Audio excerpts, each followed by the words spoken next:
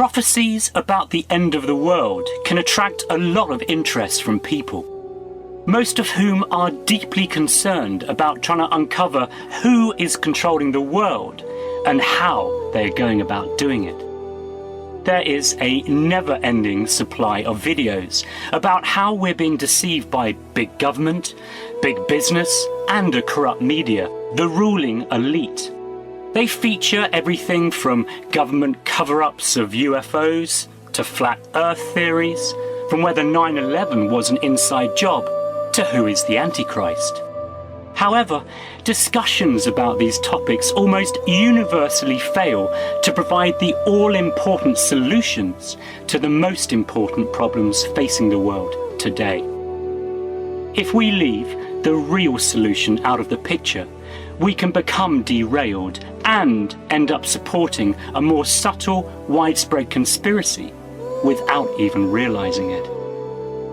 In this video, we will expose this greater conspiracy, which nearly everyone is involved in, and we will reveal how to combat it. But first, we will run through 5 key ways in which people support and contribute to the deeper underlying conspiracy.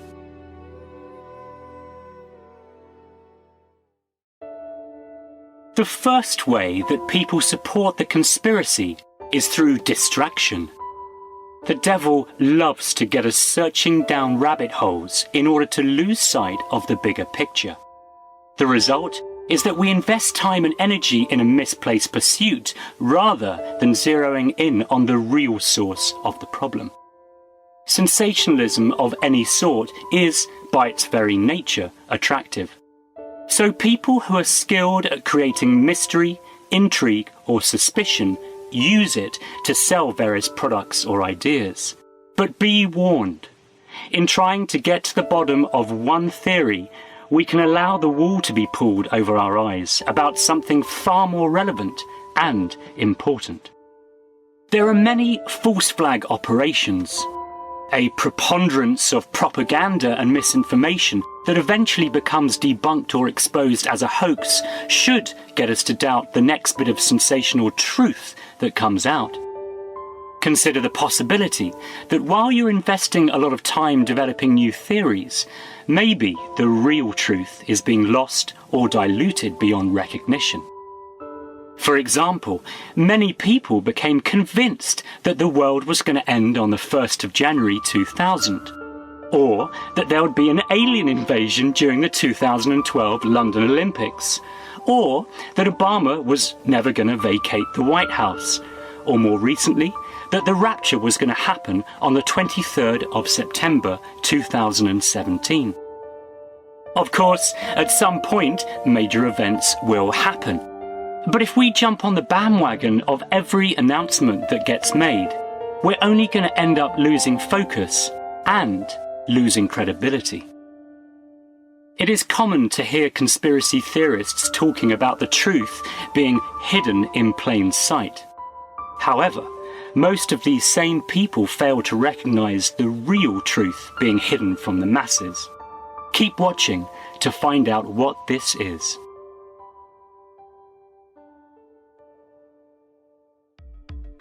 The second way that people perpetuate the conspiracy is through pride. The prophet Daniel was told that even to the time of the end, many shall run to and fro, and knowledge shall be increased.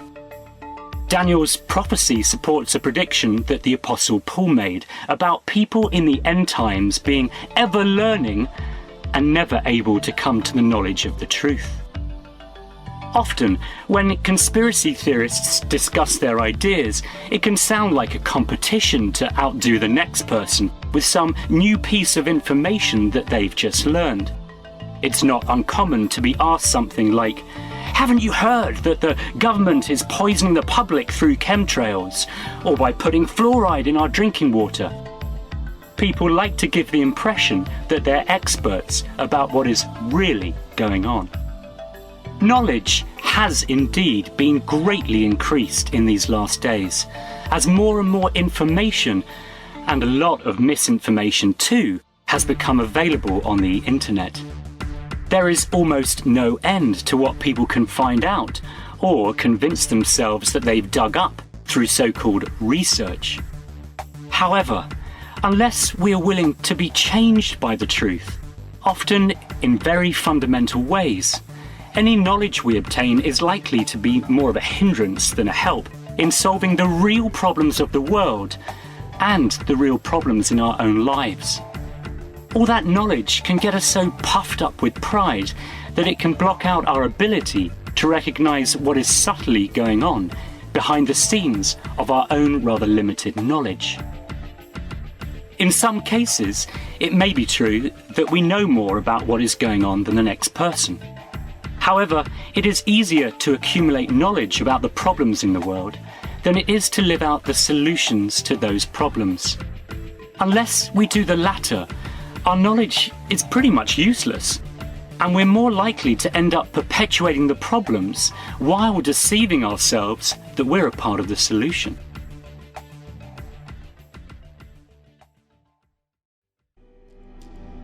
The third way people can support the conspiracy is through fear. Knowledge carries with it great responsibility, and if we don't use it responsibly, we once again become a part of the deeper problem. In the Revelation, John is given a little book to eat, which starts off tasting sweet in his mouth, only to become bitter in his belly. That book is the revelation itself, but it can also relate to almost any new revelation that we get. There can be an almost insatiable desire to know more truth or to uncover more of the global agenda. It's exciting. But the more we know, the more we need to act on what we know. The less we act, the more fearful we will become. This is the bitter element of truth. All truth carries with it a corresponding responsibility. As the mask of the beast comes off, we're given greater revelation of the evil behind the system. Little by little, the devil himself is going to do this in order to get people to accomplish his purpose through fear. The prophet Isaiah said, "Do not call conspiracy everything this people calls a conspiracy. Do not fear what they fear, and do not dread it." When people focus on all the evils and conspiracies going on in the world, they usually end up actually glorifying the devil. Uncovering evil is useless unless it results in us acknowledging ultimate good. If we are to fear anyone, we should fear God. Fear of God is described as the beginning of wisdom. The more we trust and follow Him, the less fear we will have of anything or anyone else.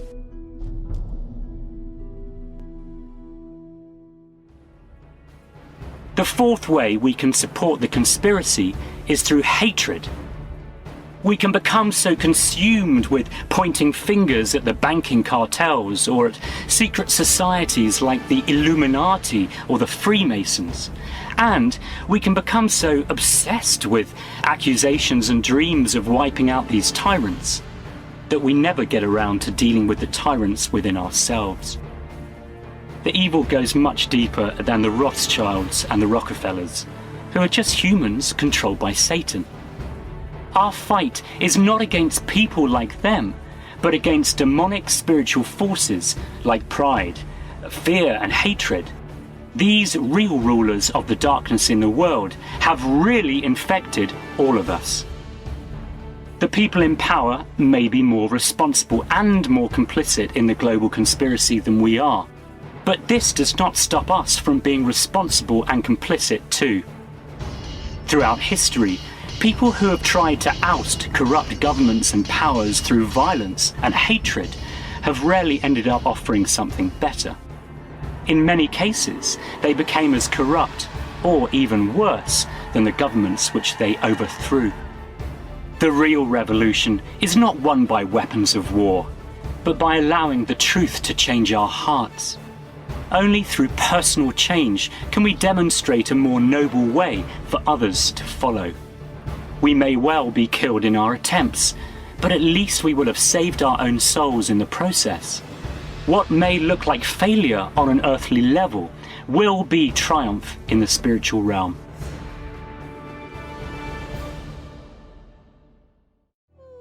The fifth and final way in which we can allow ourselves to support the global conspiracy is through our greed. This universal problem is the source of the other four ways in which we all contribute to the real conspiracy. It is our individual greed that really creates corporate greed, government corruption, and media distortions of truth. The responsibility extends to all who put their hope in money to find happiness or to solve the world's problems. Corruption at an international level is only a reflection of the corruption that exists in the most mundane activities of those who work for money and those who fuel the lie that we need money to make the world go round. In the Sermon on the Mount, Jesus painted a picture of the kingdom of heaven versus the systems of man. Birds don't have jobs, and flowers don't make clothes, and yet God cares for them. If we will build God's kingdom, He will care for us, but we have to do it His way. This is the truth that almost no one wants to hear. The greatest conspiracy of all time is a conspiracy against Jesus and what He taught. And the reason for such widespread opposition against Jesus is because He challenged the root of all evil head on. He said, we can't work for God and money at the same time. He asks His followers to sell everything they own and to give the proceeds to the poor. And He said that real treasure can only be found in humble, faithful service to God and others. It is not surprising that Jesus said that anyone who exposes the conspiracy by teaching such truths will be hated by everyone. Those in power will hate us because what we are teaching is truly revolutionary. It destabilizes their power base and their own selfish interests. Atheists will hate us for just mentioning God and Jesus. The majority of churchgoers will hate us for exposing their religious hypocrisy. And most conspiracy theorists and other alternative types will hate us because it exposes their unwillingness to confront the root of all evil in their own lives. At the core, many of them are just like everyone else, even if they are functioning only at a micro level of what is happening in the macro world. In conclusion, we have identified 5 ways in which we can each support the real global conspiracy. Firstly, we do it through allowing ourselves to become distracted from the truth and by focusing on the wrong things. Secondly, we contribute to the real conspiracy through becoming proud about our perceived knowledge while refusing to be transformed by the greater truth which has been left out. Thirdly, we contribute to the real conspiracy through allowing ourselves to be governed by fear by focusing on evil rather than focusing on God's solution. Fourthly, we contribute to the real conspiracy by becoming hateful towards those we perceive as being behind the conspiracy in order to distract attention from our own responsibility. And lastly, we contribute to the real conspiracy through our greed, which leads us to support the money myth, which is the greater conspiracy itself. Until we have recognized the root of all evil and have attacked it in ourselves, we will have no real answers. The global conspiracy is ultimately a conspiracy against Jesus Christ and His teachings. This revelation is not just one more conspiracy theory. Our eternal destiny depends on us acting on what Jesus has told us about creating a new world called the Kingdom of Heaven while there is still time. Please, won't you join us in doing that and thus bring real hope to the world?